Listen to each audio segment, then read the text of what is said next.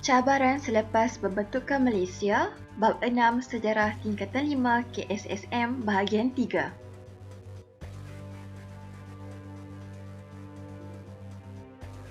Subtopik 6.4 Isu Pembangunan dan Ekonomi. Isu pembangunan dan ekonomi. Kerajaan telah membentuk rancangan pembangunan 5 tahun bagi memastikan usaha pembangunan dan ekonomi nasional dapat dilaksanakan di semua negeri. Kerajaan Persekutuan meneruskan usaha ini dengan melibatkan Sarawak dan Sabah dalam rancangan pembangunan 5 tahun Malaysia sebaik-baik sahaja pembentukan Malaysia.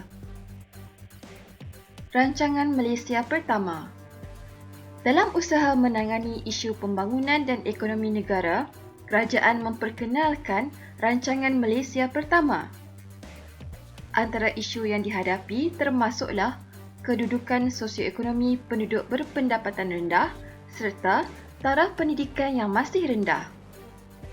Pelbagai usaha dilaksanakan oleh kerajaan bagi meningkatkan taraf hidup ekonomi rakyat melalui rancangan ini.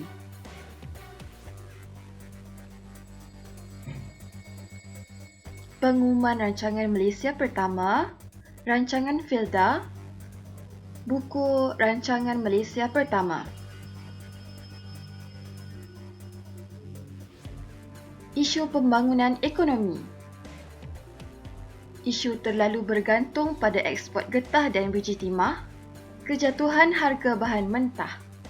Penduduk yang terlibat dalam bidang pertanian masih ketinggalan, terutama penggunaan teknologi dan peralatan. Petani masih merupakan golongan berpendapatan rendah. Pertanian komersial lain masih kurang diusahakan oleh petani. Antara usaha mengatasi, mempelbagaikan kegiatan ekonomi pertanian dan industri pemprosesan, mencari pasaran baharu bagi getah dan biji timah, mempelbagaikan bidang pertanian terutama kelapa sawit dan koko, mempelbagaikan pengeluaran komuniti negara. Isu pembangunan ekonomi. Isu taraf hidup yang berbeza, usaha mengatasi, melancarkan program pembangunan negara berasaskan satu rancangan bersepadu, menggerakkan aktiviti perkilangan dan pembuatan negara dengan membuka kawasan baharu, mempercepat integrasi dalam kalangan penduduk dan negeri di Malaysia, mendapatkan bantuan Bank Dunia. Buku Dasar Pembangunan Luar Bandar. Isu pembangunan ekonomi. Isu peluang pekerjaan yang terhad. Kadar pengangguran meningkat. Antara usaha mengatasi, yang pertama menubuhkan pusat latihan vokasional dan teknikal.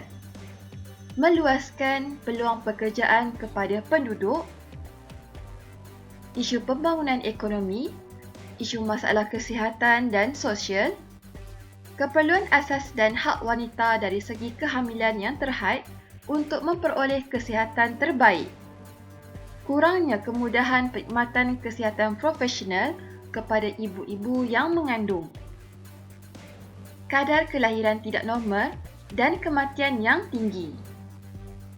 Usaha mengatasi, mengurangkan kadar kelahiran, memperkenalkan program perancang keluarga, menambah baik perkhidmatan kesihatan di kawasan luar bandar.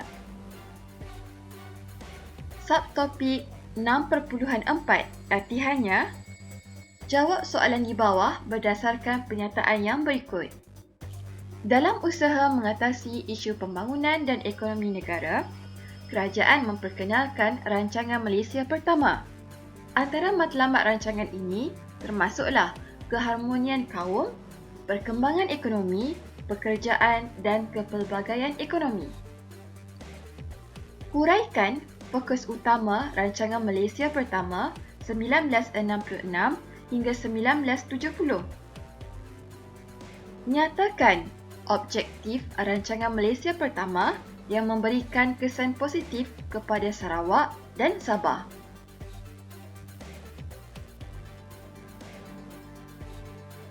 Subtopik 6.5 Tragedi hubungan antara kaum. Tragedi hubungan antara kaum, bagaimana ia terjadi? Peristiwa rusuhan antara kaum berlaku pada 13 Mei 1969 bermula beberapa hari setelah diadakan pilihan raya umum yang ketiga. Keputusan pilihan raya menyebabkan berlakunya ketegangan antara penyokong parti politik yang memprovokasikan keadaan. Situasi ini mencetuskan rusuhan antara kaum di negara kita. Rusuhan yang berlaku lebih tertumpu di Kuala Lumpur, Selangor dan kawasan di sekitarnya.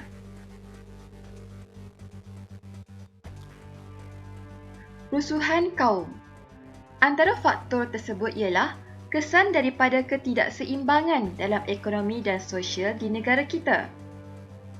Keadaan dan keputusan pilihan raya umum ketiga 1969 merupakan sebab utama tercetusnya peristiwa ini.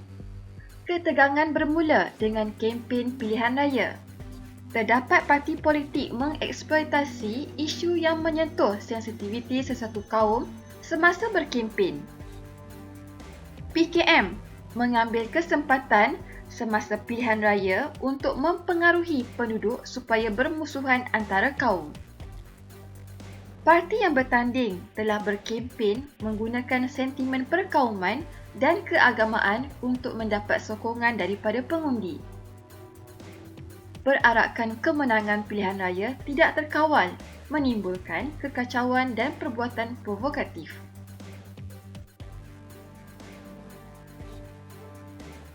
Langkah yang diambil bagi mengatasi masalah peristiwa 13 Mei 1969. Peristiwa 13 Mei 1969 menyebabkan berlaku ketegangan hubungan antara kaum. Langkah serta-merta telah diambil bagi mengelakkan kekacauan dan menghentikan rusuhan serta menghalang daripada merebak ke bandar-bandar lain. Antara langkah yang diambil termasuklah pengisytiharan darurat, pembentukan Majlis Gerakan Negara atau Mageran dan peranan yang dimainkan oleh Raja-Raja Melayu. Yang pertama, darurat.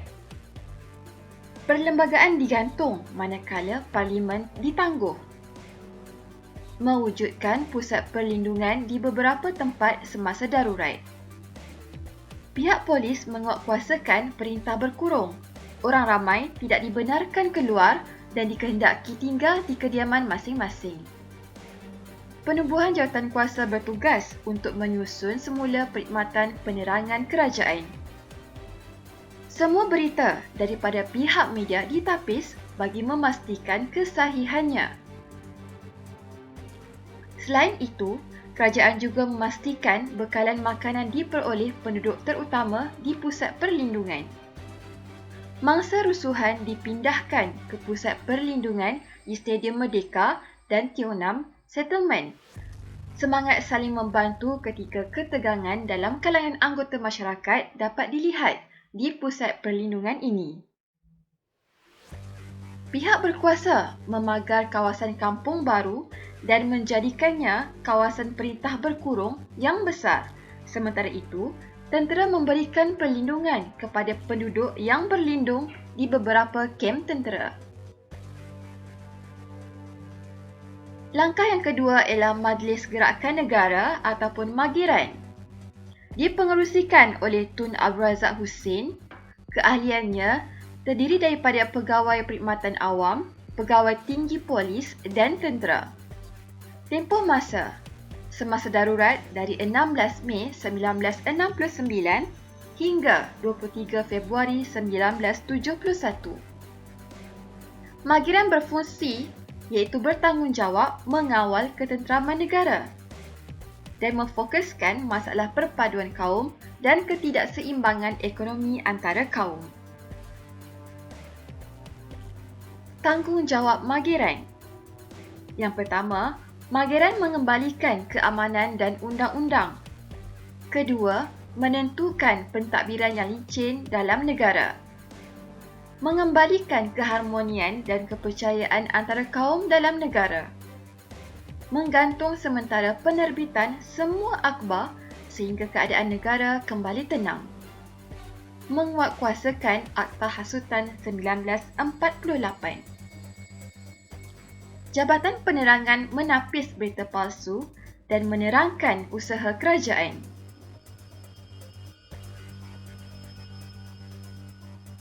Antara ahli Mageran bergambar di perkarangan Parlimen pada 7 Februari 1971. Yang ketiga ialah peranan raja. Raja-raja Melayu turut memainkan peranan dalam usaha memulihkan keadaan negara. Semasa berlakunya rusuhan kaum, Sultan Perak, Sultan Idris Iskandar Shah II menasihati rakyat agar menjaga keamanan. Berikutan itu, pemimpin masyarakat dan politik negeri Perak menubuhkan jawatan kuasa muhibah. Jawatan kuasa ini menulis surat merayu penduduk agar bertenang dan membantu negara mengekalkan keamanan. Di negeri-negeri lain pula, raja turut meminta rakyat agar bertenang dan mematuhi undang-undang. Latihan subtopik 6.5. Jawab soalan-soalan berikut. A. Nyatakan tugas ahli Majlis Gerakan Negara. B. Mengapakah usaha memulihkan hubungan antara kaum menjadi agenda penting kerajaan ketika itu?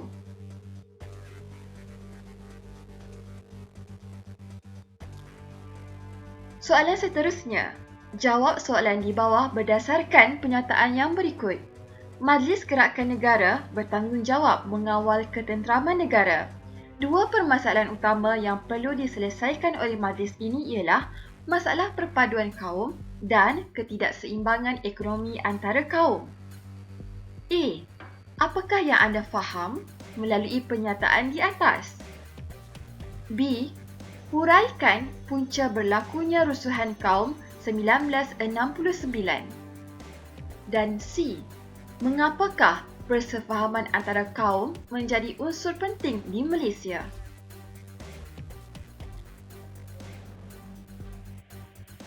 Hampa jangan lupa like, share dan subscribe. Terima kasih.